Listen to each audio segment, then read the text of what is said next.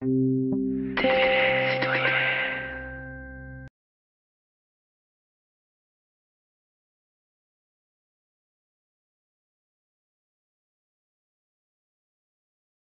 les femmes, l'indépendance économique est une condition indispensable pour l'émancipation, pour pouvoir faire ses propres choix de vie, avoir des enfants et quitter son conjoint si on le souhaite. Alors qu'on ne s'y trompe pas, le projet proposé par Macron et son gouvernement est une réforme sexiste. Il constitue une attaque directe contre les femmes. La retraite par points accentuera leur précarité et leur dépendance. Pour les femmes, la retraite sera désormais calculée en prenant en compte l'ensemble de la carrière et non plus les meilleures années. Pour les femmes, on ne tiendra plus compte des périodes de temps partiel, de chômage ou les interruptions pour prendre en charge les enfants et les personnes dépendantes. Pour les femmes, les majorations pour enfants seraient une nouvelle fois reniées. Les pensions de réversion excluront les couples divorcés et seront accessibles seulement une fois à la retraite.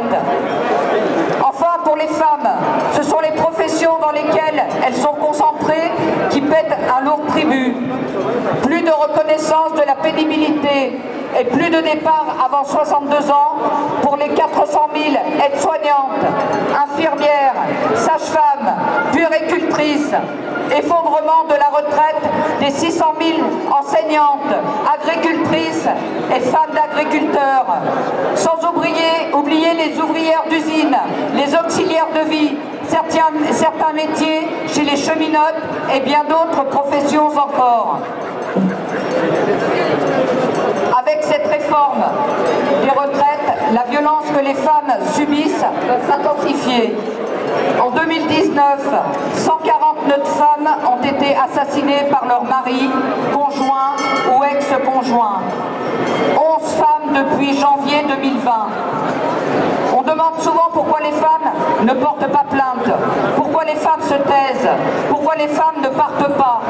Au-delà de l'indifférence qu'on nous oppose, de la complicité d'une justice patriarcale et sexiste, quel avenir envisager quand à plus de 60 ans, après avoir travaillé, élevé des enfants, pris soin de son entourage et de son foyer, il vous reste au mieux un mari absent, au pire violent et une retraite de misère. On voudrait organiser notre aliénation, qu'on ne s'y prendrait pas mieux. En conséquence, nous, femmes en lutte, nous demandons le retrait de cette réforme sexiste. Nous voulons une réforme des retraites féministes qui repose sur la réduction du temps de travail, l'égalisation des salaires, le renforcement de l'activité professionnelle des femmes et permettre aux femmes comme aux hommes d'avoir une retraite complète tout en ayant du temps pour leur vie sociale et familiale. Les femmes en révolte, c'était hier, c'est aujourd'hui et ce sera demain s'il le faut. La lutte des femmes a un début et nous seuls en déciderons le final.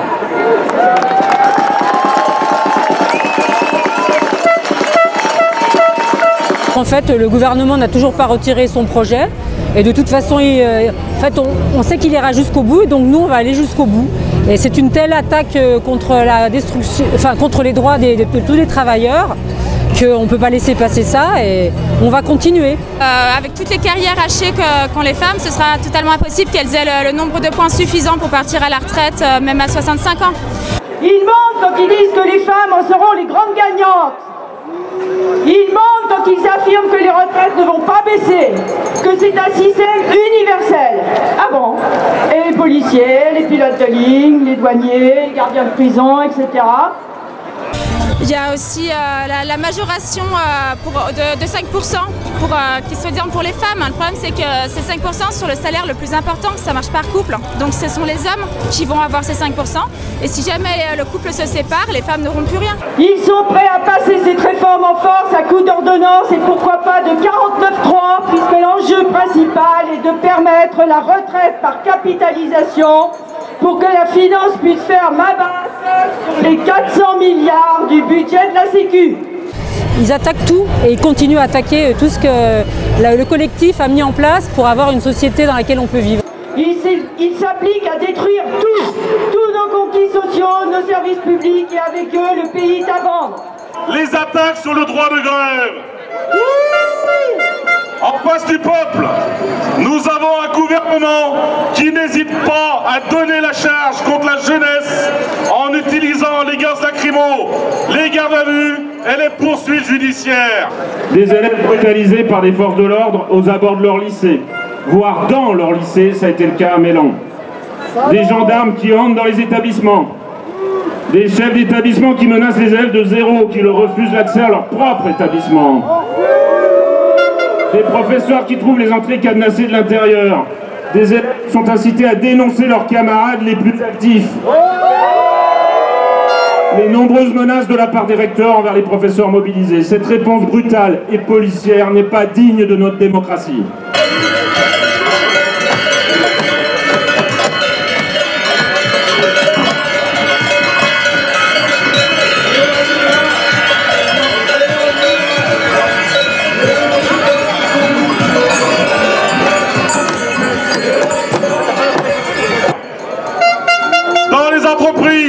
Les procédures disciplinaires se multiplient. Le sénateur LR, Bruno Retailleau, est à l'origine d'une loi pour casser le droit de grève. Mieux vaut des poubelles dans les rues que nos retraites et nos vies à la poubelle.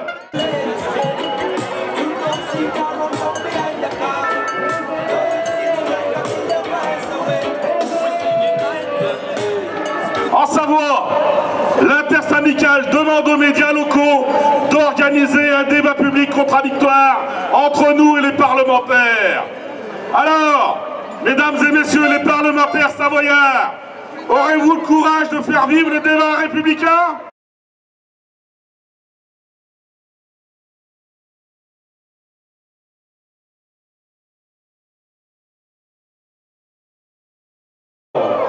Pire encore, nous découvrons que ce projet s'appuie sur une projection qui réduira de 14% à 12% du PIB le montant des retraites versées.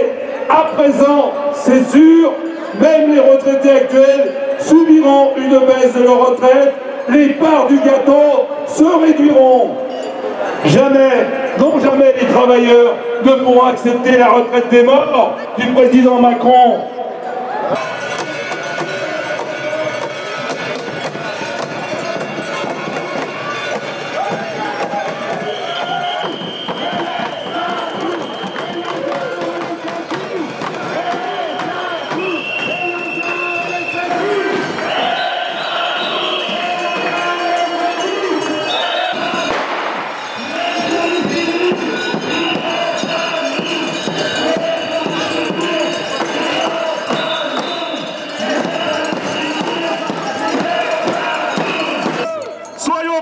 Aux côtés des travailleurs dits saisonniers pour exiger leur retrait des projets de loi, retraite et assurance chômage.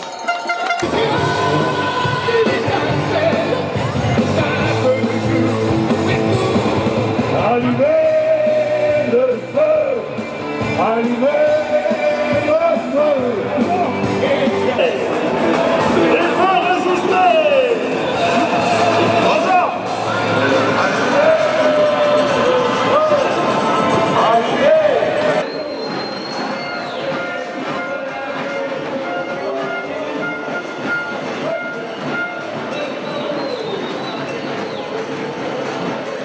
Alors pour rappel, nous sommes rentrés en grève depuis le mois de mai sur les urgences où nous sommes en train de négocier un protocole de sortie de crise depuis le mois de décembre où quelques avancées ont été mises en place, mais en avoir fini sur les luttes à l'hôpital. Il en est de même, nous étions en action avec les manipulateurs en électroradiologie qui sont encore en négociation avec la direction, ainsi que les services de réanimation et du SC, pour lequel nous sommes en discussion avec la direction pour trouver des solutions d'amélioration. À ce titre, le 14 février, c'est la journée nationale d'action en intersyndicale, que ce soit en national ou en local. Nous donnons rendez-vous à tous les soignants du département devant l'hôpital le 14 février à partir de 14h.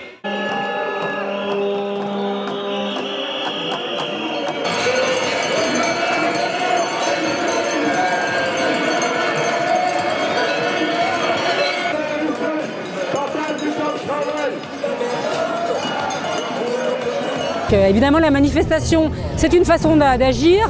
Après, il y a des grèves dans beaucoup de domaines, des grèves qui s'interrompent, qui se reprennent, qui s'interrompent, qui se reprennent. Mais là, si vous balayez tous les milieux professionnels en France, en partant des avocats jusqu'aux égoutiers, les pompiers, les infirmières et les lycéens, profs, il y a vraiment de quoi être dans la rue et de toute façon continuer.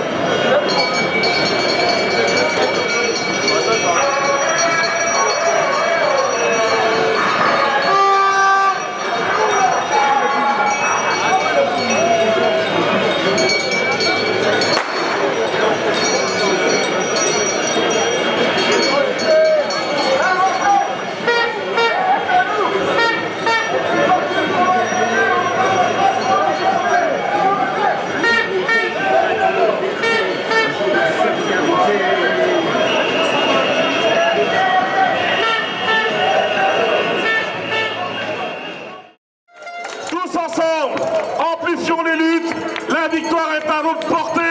Hasta la victoria sempre!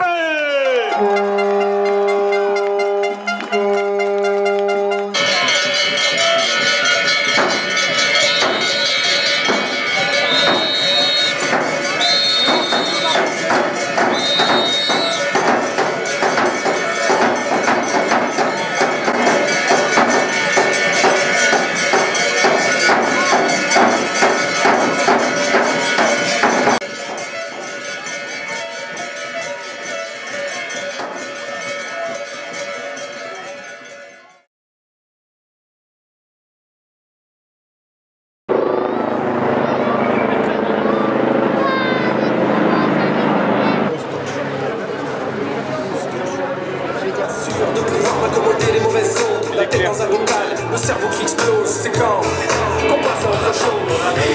Dis-moi c'est pour quand le réveil. Voilà quand on arrive. Dis-moi c'est pour quand la relève. Voilà quand on arrive. Il serait temps au moins qu'on essaye. Il serait peut-être temps qu'on se réveille, qu'on foute enfin leur foutu monde à la poubelle. Quand on arrive. Dis-moi c'est pour quand le réveil. Voilà quand on arrive. Dis-moi c'est pour quand la relève. Voilà quand on arrive. Il serait temps au moins qu'on essaye. Esa hora, el momento, el momento, el momento.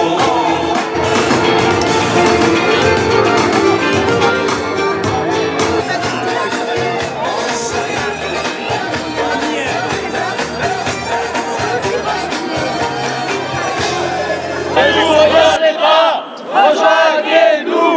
Ne nous regardez pas, rejoignez-nous. Ne nous regardez pas, rejoignez-nous. Ne nous regardez